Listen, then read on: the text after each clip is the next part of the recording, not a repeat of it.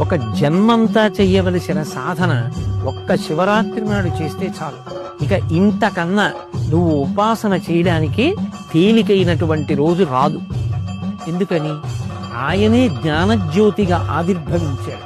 యావత్ బ్రహ్మాండం నిండిపోయేటటువంటి జ్యోతిర్లింగంగా వచ్చాడు.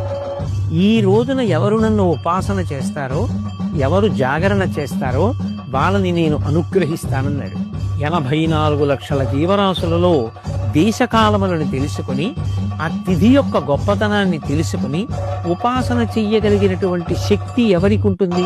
ఒక్క మనుష్య ప్రాణికే ఉంటుంది. అందుకే జంతువునాం నరజన్మ దుర్లభం.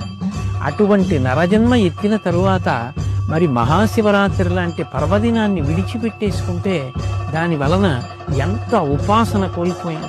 అలాగే మహాశివరాత్రి ఒక సంవత్సరాన్నంతటినీ కూడా ఒక రోజుగా ప్రమాణంలో తీసుకుంటే